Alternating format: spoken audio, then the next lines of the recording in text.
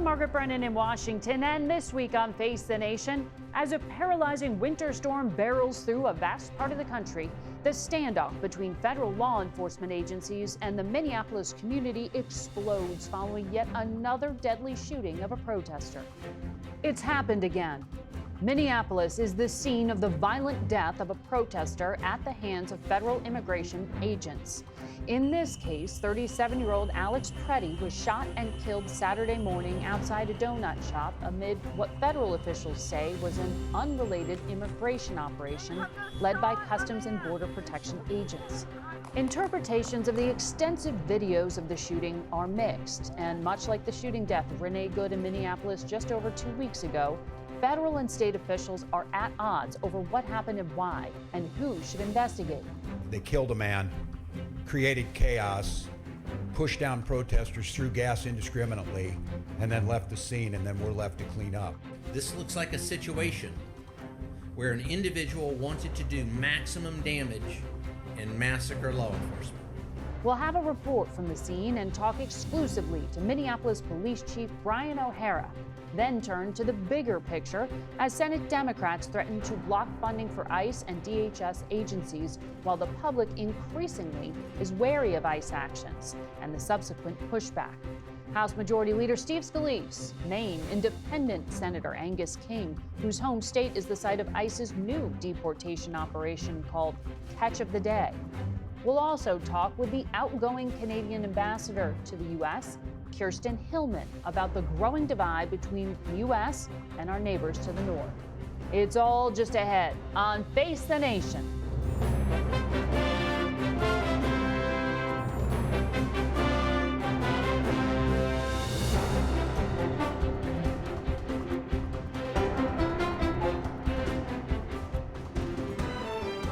Good morning and welcome to Face the Nation.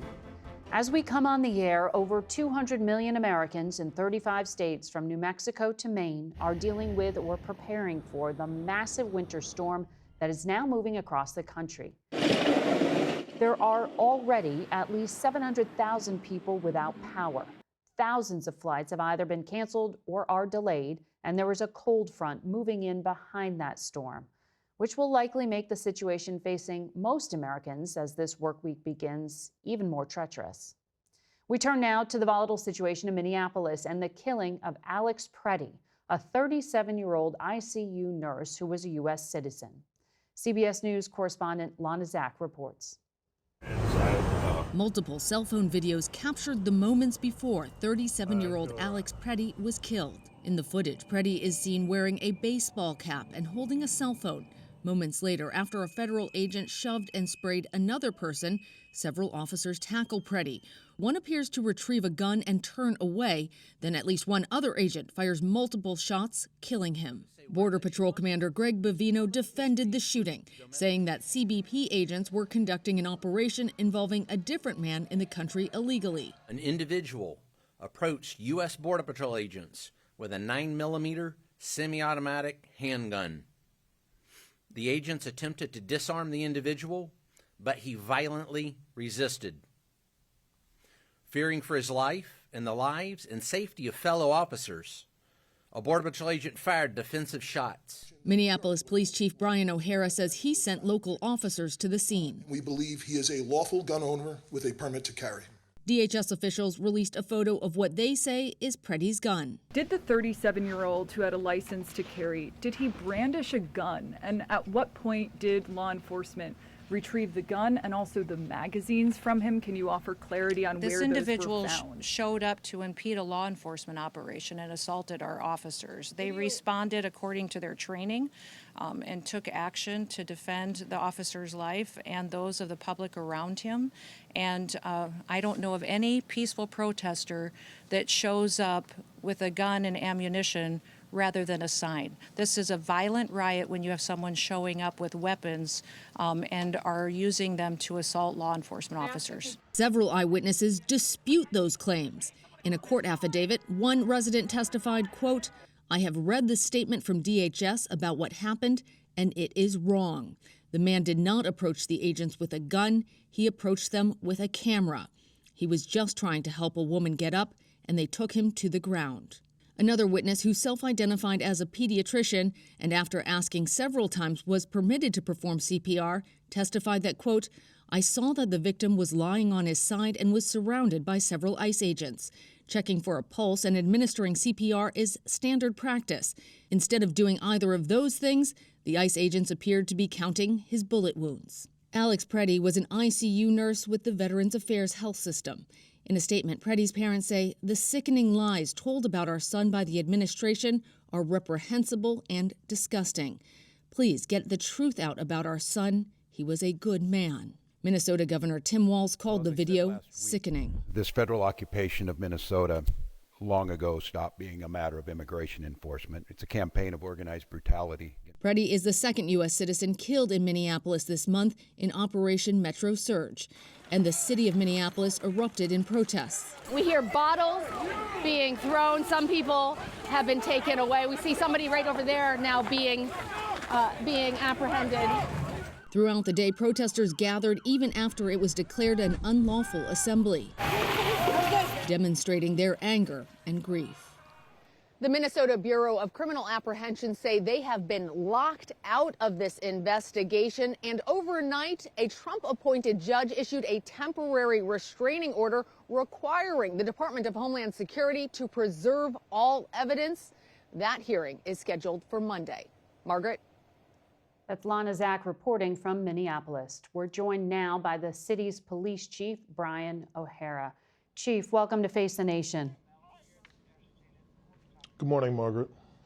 What have you been able to learn about the shooting? Because we did just hear the claims by Secretary Noem and Mr. Bavino and their version of what happened. Do the videos and evidence back up their descriptions? So unfortunately, we don't have any official information from federal law enforcement about what has happened. Even when our officers initially responded to the scene, our watch commander was not given even the most basic information that is typical in a law enforcement involved shooting, just to ensure that there is potentially no other victims. Since then, the Minnesota Bureau of Criminal Apprehension responded to the scene at my request. They were blocked from the scene yesterday, but they have since returned to the scene and are now canvassing for additional witnesses and evidence that may be there. So do I understand you saying that Minnesota has just begun its investigation today? There were attempts yesterday to begin the investigation. I do not know what, if anything, was conducted yesterday. I do know that while they were at the scene more than once, they were not permitted to enter before the scene then was contaminated. And for our viewers, Minnesota is a little bit different. There is this Bureau of Criminal Apprehension. That's the state agency that investigates use of force incidents. They are separate from your police force. But from what you have seen in the public space and heard from federal officials, is there any evidence that you know of that Preddy was assaulting the federal officers as the Border Patrol chief claims? Well, I've seen the videos just as thousands of people around the country have, and the videos speak for themselves. I think it's deeply concerning, the things that are being said. This is an individual that was a city resident. It appears that he was present, exercising his First Amendment rights to record law enforcement activity, and also exercising his Second Amendment rights to lawfully be armed in a public space in the city. So I think very obviously there are serious questions that are being raised. And I think the greater issue is, even if there is an investigation that ultimately proves that at the time of the shooting it was legally justified, I don't think that even matters at this point, because there is so much outrage and concern around what is happening in the city. What do you mean it doesn't matter at this point? You mean the situation on the ground is already, the impression is left? People have had enough. This is the third shooting now in less than 3 weeks. The Minneapolis Police Department went the entire year last year recovering about 900 guns from the street, arresting hundreds and hundreds of violent offenders, and we didn't shoot anyone. And now this is the second American citizen that's been killed. It's the third shooting within 3 weeks. People have been speaking out, saying that this was going to happen again. And I think everyone is kind of waiting for folks on both sides to come together and just figure this thing out. This is not sustainable. This police department has only 600 police officers. We are stretched incredibly thin. This is taking an enormous toll trying to manage all of this chaos on top of having to be the police department for a major city. It's too much. Are you calling on ICE to leave? We understand that for as long as there has been ICE, there has been immigration enforcement in Minnesota. The problem is not that enforcement is happening, it's clearly the manner in which these things are happening. These tactics are very obviously not safe, and it is generating a lot of outrage and fear in the community. Let me ask you about what we know, because DHS claims that Preddy had a weapon on him. You said that you implied Preddy was carrying at the time of the incident when you said he was a legal firearm owner with a license to carry. Do you know if the weapon remained concealed, or was it ever brandished? I have seen different experts and people analyzing the video that have made statements about that. I cannot speculate, but I don't have any evidence that I've seen that suggests that the weapon was brandished. Okay, because we checked, the Minnesota gun permit rules allow for concealed carry, and there are no restrictions on carrying in a protest. Yes. But the Homeland Security Secretary said that he had 2 cartridges on him in addition to the gun. I don't know of any peaceful protester that shows up with a gun and ammunition rather than a sign. The FBI director said you cannot bring a firearm loaded with multiple magazines to any sort of protest. Are they on firm legal ground in Minnesota? You have a Second Amendment right in the United States to possess a firearm. And there are some restrictions around that in Minnesota, and everything that we see that we are aware of shows that he did not violate any of those restrictions. He is not a convicted felon, and he is someone that did have a permit for the handgun to carry it. So did he have magazines full of ammunition at the scene? Because both the President of the United States and the Border Security Chief said that he did, and Bovino directly accused you of not saying that publicly. He said the police chief omitted the fact that the suspect had a gun and magazines full of ammunition. Well, what they are omitting is that they are not sharing any information with us, and that they blocked state law enforcement, which is the agency that conducts the overwhelming majority of police-involved shootings, from the scene. So I don't know how I'm supposed to share information with the public that they are not sharing with us. So you have not seen evidence that there were multiple magazines, but would it even be illegal if that were the case? I don't think there's any relevance. If someone is lawfully exercising their Second Amendment right to carry, the only question would be if they were using the weapon for an unlawful purpose. I want to ask you about some of the things that the Vice President also has said about local authorities. The Vice President said that local police have been told to stand down when immigration authorities call 911 asking for help dealing with crowds surrounding them. Were you ever ordered to stand down? Have police been told not to protect ICE? It is deeply disappointing to have anyone question and disparage the hard work of the men and women of the Minneapolis Police Department. There are 600 police officers that are left here after the destruction of the city in 2020, and they are doing an incredible job. About a dozen of our cops have been injured responding to a lot of the chaos that has resulted on the streets. Our officers respond every time there's a threat to someone's life, to public safety, or destruction in the city. And it doesn't matter whether it's because ICE is there or someone from the community is there. We are doing everything that we can to manage this chaos, But there's only 600 cops here, and there's thousands of immigration agents here. Right, nearly 3,000 as we understand it. The Vice President and Secretary Noem said Minneapolis is uniquely chaotic, but they also pointed to sanctuary city policies and said that if those policies weren't in place, these are policies that prohibit you from assisting federal immigration operations, that none of this would really be happening. How do you respond to that claim that because of these sanctuary city policies, you are being forced into this position? Well, there's policies and laws that have been the case here for decades, and it's not on the Minneapolis Police Department or local law enforcement to hand folks over that are in jails. The city police do not operate a jail. That's at the county level, and the prisons are at the state level. So we are complying with the law as we have been for many years. And I don't know what else could possibly be asked of this very, very, understaffed and overstretched police department.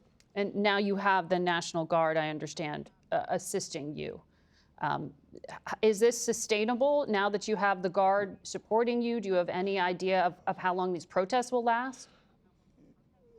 Yeah, yesterday we had to do an emergency recall. We asked for mutual aid from the state, county, and all of local law enforcement around the metro. It was very clearly an emergency, and we requested the National Guard. As of this morning, we have released all of mutual aid as well as the National Guard partners, and it's back to just the Minneapolis police responding to calls and trying to protect the city. But this is absolutely not sustainable. Our cops are tired, they are thin-stretched as it is, and we have a job to do trying to keep the people of this city safe. So before this shooting, CBS reported that there were at least 10 people from the Minneapolis U.S. Attorney's Office who had resigned. We know the FBI agent resigned after being told to stop investigating the officer who shot Renee Good. What is local law enforcement experiencing beyond your officers, but in the U.S. Attorney's Office, in your local FBI?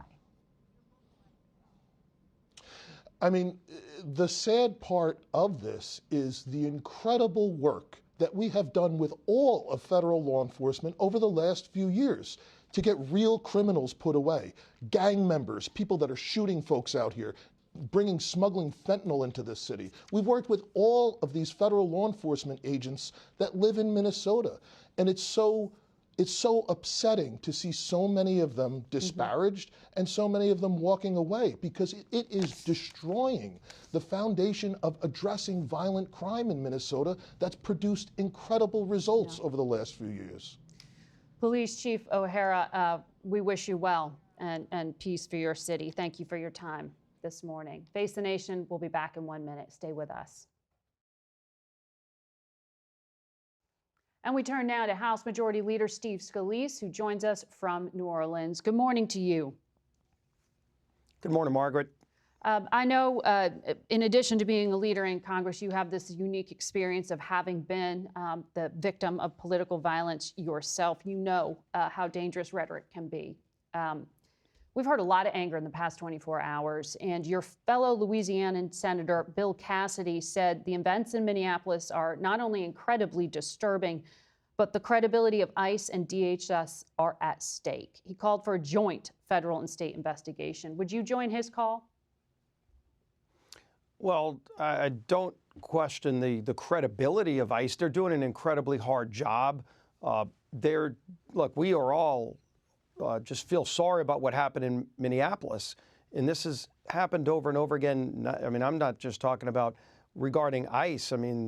They've got some failed local leadership. They let their city burn down years ago. They have chaos, it seems like, all the time in places where other cities don't. ICE is operating in a lot of cities, Margaret, and you don't have these kind of incidents in any other city but Minneapolis. And you don't see these numbers either, though. Yesterday didn't happen. What's that? You don't see these numbers either, though. When we looked at, for example, at the federal response in New Orleans, it's just a fraction of the number of federal agents. Nearly 3,000 is quite a lot for a city the size of Minneapolis. Well, that's because they didn't get resistance in cities like New Orleans, where, when you look in Minneapolis, and I just listened to the chief, and you could hear him lamenting 4 times, I think he said, that they're strapped so thin. And let's keep in mind, Minneapolis is a city that defunded their police. That's not the chief's fault. That's the failed Democrat leader's fault. But at the same time, when they defund the police, that leaves the chief stretched thin. And so they've made a decision not to assist ICE. He was talking to dealing with the federal issues, because when you look at the Minnesota database, shooting victims down 76%, homicides down 67%, burglary down 39% year-to-date, sex offenses down, robberies down, motor vehicle theft is up. So he was talking about the deal that they have now, the stretch they have now dealing with the federal agents who are there. Well, but remember, these agents have also arrested thousands of violent criminals in Minneapolis. That's one of the reasons that crime is down. And we're seeing that across the country. ICE, and look, again, anytime something bad happens, we all lament that. I wish it didn't happen. But the rhetoric does need to be toned down. But we also need to remember, why is ICE doing this in cities? They're enforcing federal law, Margaret. The law says you can't be here illegally, and if you're committing violent crimes, the president made it clear. In fact, he was elected. President Trump was elected to get rid of criminals in our communities. 416,000 criminals have been arrested by ICE just in the last year. That has helped make our communities safer. Well, it's interesting you bring up the politics of this, because undoubtedly the president was elected on a platform of immigration enforcement. There was a lot of support for it. But our latest poll shows more than half of Americans say ICE is making communities less safe. Almost 2/3 of Americans say they dislike the president's approach to his deportation program. There is not public support for the way this policy is being implemented. Do you think there needs to be a reassessment? Well, if you asked people in a poll, do you want violent criminals that are here illegally in your community, yes or no? What do you think the answer is going to be? I will tell you overwhelmingly, they will say, please get the violent criminals out. In fact, you're seeing that on the ground in many cities where they are cooperating with ICE, where they don't have sanctuary city policies, and where you don't see, by the way, people going in the streets breaking the law to interfere with law enforcement, which is a felony. You have been a supporter of the Second Amendment. When Secretary Noem says, I don't know of any peaceful protester that shows up with a gun and ammo rather than a sign, do you believe Americans have the right to bear arms while they're protesting? Well, first of all, I'm a co-sponsor of Louisiana's law that allows you to have a concealed carry permit. It's worked very well there. I don't know the state law in Minnesota. I know in a state like Louisiana, and frankly most states, you are not allowed to carry a gun while you're committing another crime. And interfering with law enforcement is a felony. It's something that, unfortunately, we're seeing in a lot of cities. You even had the police chief yesterday, Chief O'Hara, that you just had on, yesterday said of the protests going on after the shooting that they were unlawful. Yes. He actually said it was an unlawful assembly, what a lot of people are doing. And they were throwing things at ICE agents, throwing projectiles that could harm ICE agents. So let's tone this down. And leaders in Minnesota, by the way, have been ratcheting up the rhetoric. I mean, you saw the Governor Walz said they're Gestapo. He said they're violently hurting people. I'm going to have to take this commercial break and let you finish the thought on the other side of it. If you could stay with us, leader. We have more questions. We'll be right back.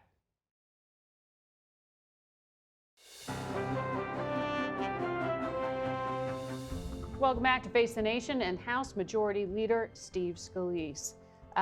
Leader, we have seen a letter that Attorney General Pam Bondi sent to Governor Walz out in Minnesota offering to end the federal surge if the state does a number of things, among them giving access to the food assistance programs and voter registration logs.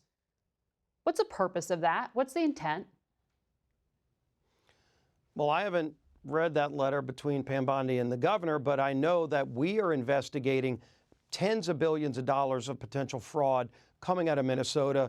There have been hearings that have already been held. We have a lot of whistleblowers talking to us about major theft of taxpayer money coming out of Minnesota. And these are stealing programs from learning centers, from disabled students, programs that are being stolen, and the governor did nothing about it. But and voter obviously registration we're investigating that laws? aggressively. As a conservative, doesn't that make you a little uncomfortable that they're demanding the state hand over voter registration logs? Like, what's the purpose of that? To end Well, I haven't ICE seen the enforcement? letter. I know we're trying in Congress to deal with putting laws on the books that will make sure that we protect the integrity of the vote nationwide. States like Minnesota have had problems with voter integrity. We want a national standard. The SAVE Act, which makes sure illegals can't vote, but also making sure you show picture ID. Those are things we're pushing for. That's across the board federally. Well, non-citizens cannot vote. But I want to ask you, ICE, about all the things that have happened this week, even before that shooting in Minnesota. ICE has said its officers can go into homes without judicial warrants. ICE shot unarmed Renee Good, as you know, claimed that she was a domestic terrorist. An FBI agent resigned after she was ordered not to investigate the officer who shot her. ICE detained at least 5 kids, including 5-year-old Liam Ramos, who was taken into custody by men in masks. Does this picture sound right to you? Are you comfortable with how this is being implemented? Let's keep in mind that the 5-year-old's father was here illegally and was evading law enforcement and abandoned his child. ICE actually protected the child. The family disputes that. The administration has a problem with the previous administration's legal system for asylum. They don't like the app he used to file for asylum. Well, Joe Biden allowed millions of people to come into our country illegal, including very violent people, But they're retroactively trying to change the legality of his status. President Trump was elected. The #1 issue last year was President Trump saying, I'm going to secure the border, and he's doing it. But also he's removing violent people. 416,000 the father did not have a criminals, illegals have been arrested kind of violence. By ICE. 416,000 have been arrested by ICE. These are very bad people. By the way, ICE just put up a website, not ICE, Homeland Security. Worst of the worst DHS. Go Google worst of the worst DHS. State by state, they show you all the people that have been picked up in each state. Your state, you can find out horrible people, murderers, rapists, that they picked up that would be on the streets today. That doesn't apply if President to the father Trump wasn't or securing this 5-year-old country. Liam or the 2-year-old who was separated from her That mother. father was They are not here the worst illegally of the and worst, abandoned are his they? child. Go look at the website. It shows you who they picked Are up. they the worst of the worst, sir? 416,000 people with violent criminal records. These are people, and by the way, America today has the lowest murder rate that we've had since 1900, in part because of President Trump's actions to get these violent people off our streets. 416,000 have been removed. Do you want them still out on our streets? No. I don't think most people do. No, and I don't think... This is a hard job ICE has. They do, indeed. In local law enforcement, local officials, the mayor, the governor should not be encouraging people to go out on the streets and break the law by interfering with law enforcement. It's and a American felony citizens to are interfere with law concerned enforcement. about American citizens being shot, and that's why we are asking the questions about and we don't have that chaos in other cities. Minneapolis has its own problems, failed leadership that has led to a lot of this, and it's unfortunate it happened. I wish it didn't happen. Their failed leaders need to look in the mirror and tone it down. I have to go next to our next guest, Leader Scalise. Thank you for your time today. We go to Independent Senator Angus King, who joins us from Maine. Good morning to you, Senator. Good morning, Margaret. Good to be with you. Good to have you here. And I understand that in your state, ICE just launched this operation, Catch of the Day, which an official told CBS would target Somali immigrants, among others, targeting 1,400 criminal aliens who have, quote unquote, terrorized communities in Maine. What's been the impact? Do you know how many arrests there have been? There have been something like 100 that DHS has told us. And by the way, to follow up on Leader Scalise's previous comment, that worst of the worst website that DHS has established, they list 13 people in Maine. They concede that, or they state that they've arrested 100. I want to know who the other 83 are. I'm sorry, 87. My math is off. But the point is, this worst of the worst thing is a pretext. What they're really doing is going after people who are here. They're asylum seekers. They're in the process. They have green cards. We've had numerous cases in Maine of people being stopped and detained with zero criminal record, including a recruit for the sheriff's office to be a guard at the county jail. So this idea that it's the worst of the worst is just nonsense. Well, yesterday, your governor released a statement saying she's requested a meeting with President Trump to withdraw agents from Maine. Powers of the state government seem extremely limited here when you look at Minnesota. Does Maine have any ability to stop this? Well, I think we can be talking with DHS and talking with the president. I'm trying to interact with DHS just to get some questions answered. They tell me I have to submit my questions in writing, and then they'll get back to me in writing maybe in a week or two. I mean, I represent the people of my state. I shouldn't have to go through a lot of bureaucratic red tape to get some answers. But this, here's the real problem, Margaret. The people that are being terrorized in Maine are being terrorized by ICE. They're not being terrorized by criminals, and ICE says we're not going to be terrorizing people with criminals on our streets. Yeah. Here's what's happening in Portland. People are afraid to send their kids to school. People are afraid to go to work. Businesses are suffering because their workers can't come in. Families are sending food to their friends who are afraid to come out. That's the real impact of this, and it far outweighs any benefit that's being accrued by these heavy-handed tactics. Well, in terms of getting to a place where this can be settled peacefully, one of the things the administration argues again and again is, oh, we were forced to do all this because the last administration didn't do adequate jobs a job at the border. But they also point to sanctuary laws. Maine is about to have a law in place by this summer that will prohibit local law enforcement from working with federal authorities on immigration enforcement. Is there a way forward here between states like Maine and the federal government when it comes to peacefully extracting, peacefully, carrying out interior enforcement? Well, you put your finger on it, Margaret, in the last interview. The question is not, should we enforce the law? Should we be trying to expel dangerous criminals? The question is, how is it done?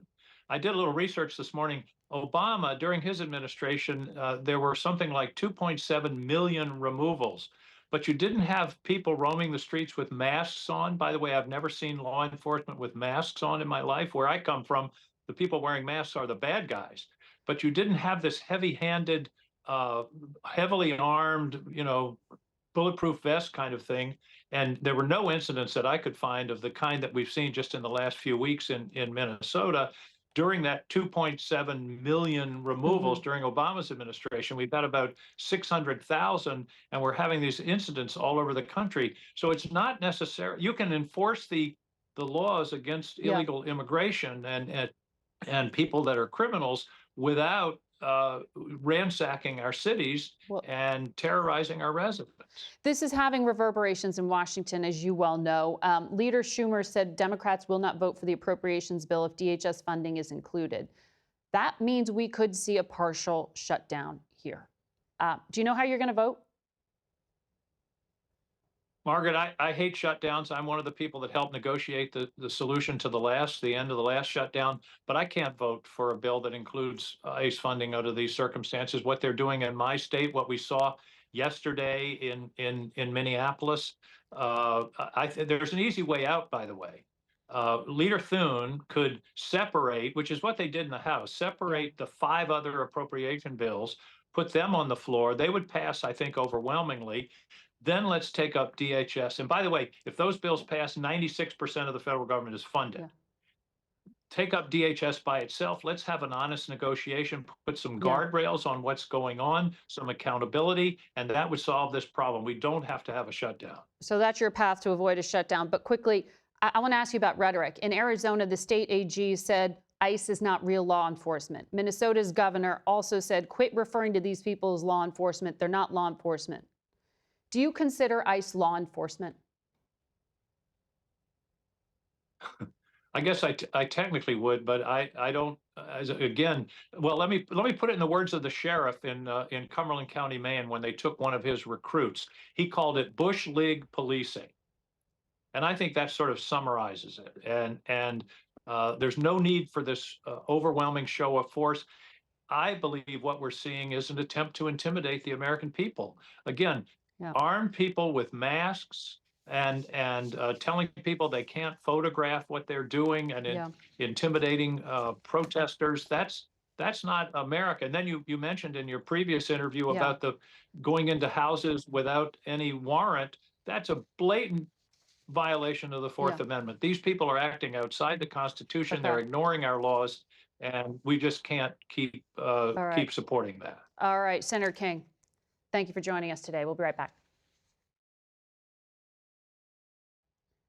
In a speech at Davos last week, Canada's Prime Minister Mark Carney never mentioned President Trump by name, but he rebuked his trade wars as coercion, and he suggested the U.S. has created a rupture in the world order. We spoke with the outgoing Canadian ambassador to the United States, Kirsten Hillman, on Friday. Take a listen. We're not in the middle of a divorce, but we are in the middle of a change. There's no question about it. I think that we are finding ourselves, quite frankly, in a situation where some of the foundations that have governed our relationship for a long time, that integrated supply chains are good, that working together on strategic issues are important, that looking out for each other in important ways is a number one priority. I think in some quarters, Canadians feel that those foundations are being tested. We will adapt. We will make it through. I have no doubt about that. But it's a complicated time. You have had a long career here in the United States, deeply involved with trade in particular. You helped to negotiate that free trade deal known as USMCA during the first Trump administration. Yes.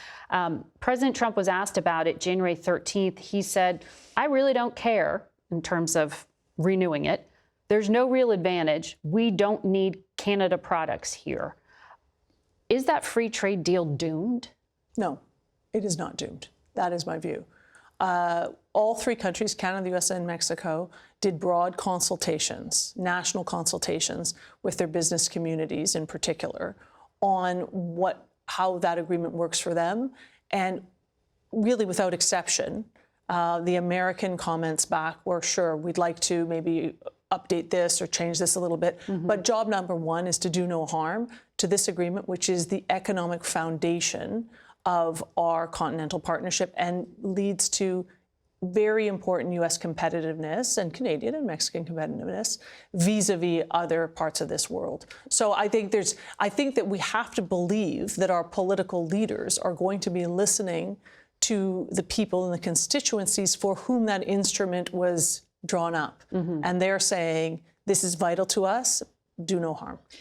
Because you heard the Commerce Secretary say at Davos, globalism isn't working. I mean, these free trade deals are part of that globalism. And it was just a week ago, your prime minister was in Beijing, and he described Canada's relationship with China as more predictable than its relationship with the United States. He really meant more predictable than the Trump administration's United States. Look, there's no question that the last number of months have been unpredictable for us in our relationship with the United States.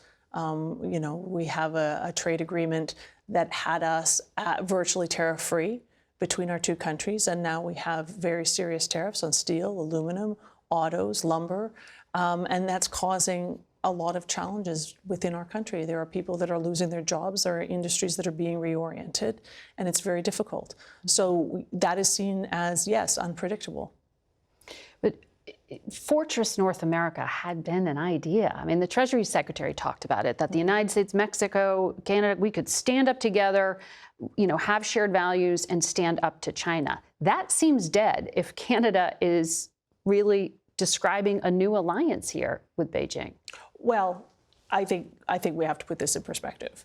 The agreement that we did with China a few weeks ago was a very focused and surgical agreement that was largely or almost exclusively designed to de-escalate some tariff escalation that had happened over the past year and a bit.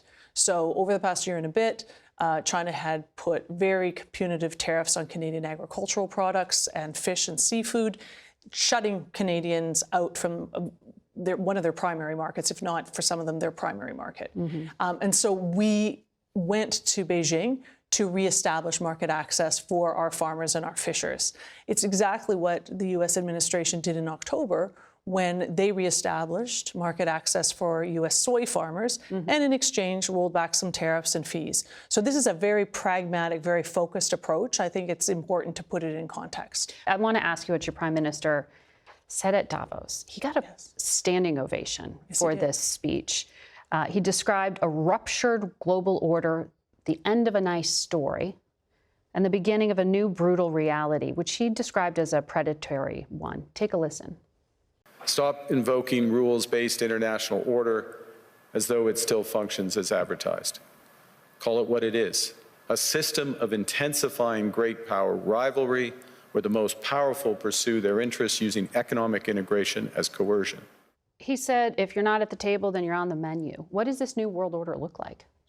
Well, that's a good question. I mean, I think he laid out in his discussion, his speech, his view of what is happening in our world. And it's a world in which rules that governed every player in the globe, every country, were maybe not perfectly abided by, as he said, maybe not always exactly exercised as one would hope, but still were sufficient to form the basis of the prosperity, the stability, the predictability that we all used to maximize peace and stability and maximize economic reality. So we're moving away, or economic benefits, and we're moving away from that.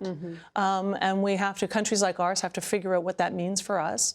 I think that what it does mean for us is that we can't walk away from our principles. We can't walk away from our belief in rules that are to be abided by everyone if they commit to them. But at the same time, we have to be pragmatic, and we have to look inward to control what we can within our own economies, to be as resilient as we possibly can within our own economies. And part of that means engaging pragmatically with a broad array of countries around the world in trade agreements, in investment relationships, and in partnerships. President Trump posted on social media that Canada is against the Golden Dome over Greenland and has voted against it to choose to be closer to China. Yet, President Trump had previously talked about Canada participating in this Golden Dome project, which isn't yet built, but it's supposed to be layered missile defense, as I understand it. Do you know what he's talking about, that Canada has rejected being involved? I'm afraid I don't. But what I can say about the Golden Dome is this: Canada is investing over $80 billion over the next 5 years in our defense systems. And a big part of that is Arctic defense. And a big part of our Arctic defense investments are something called over-the-horizon radar, which is a system that allows us to see the threats that are coming into the Arctic before they arrive. So that is part, and when we have talked to the president about protecting our hemisphere, we have talked about ways in which our different capabilities can work together so that we have eyes on the region and we cooperate in a way that protects both of our countries. So the president has described that as Canada wanting to plug in to the system. As you understand it, that's the better description, your own system that would coordinate? Right. Much as we do across all sorts of defense systems where we're interoperable, we work together, we make our investments that make sense for Canada in defending our territory and defending our sovereignty, but we work with the Americans and other allies to maximize the benefits of those. So in short, you do think there needs to be more focus on Arctic defense, but you're on board to help do that. We're deeply committed to Arctic defense, absolutely. I need to ask you about NATO because you're also a partner at NATO. Yes. The only time that NATO's Article 5 was ever invoked, and you know this, was after the 9/11 attacks on this country. That collective defense clause, an attack on one is an attack on all, meant that Europe and Canada, they sent troops right alongside American troops on the battlefield in Afghanistan. Here's what President Trump said. We've never needed them. We have never really asked anything of them. You know, they'll say they sent some troops to Afghanistan or this or that. And they did. They stayed a little off the front lines. He was speaking about all NATO troops, but we did check, and about 40,000 Canadians deployed to Afghanistan between 2001 and 2014. 158 were killed, 635 wounded in action. What does a remark like that do to people at home? You know, I think what's most important is that we know what our Canadians have done. And I know that your American armed forces are deeply respectful and deeply appreciative of having stood side by side with Canadians in those very, very treacherous and difficult fights. We know that to be true. They know that to be true. And that's what matters. You can see the full interview with the ambassador on our website or on our YouTube channel. We'll be right back.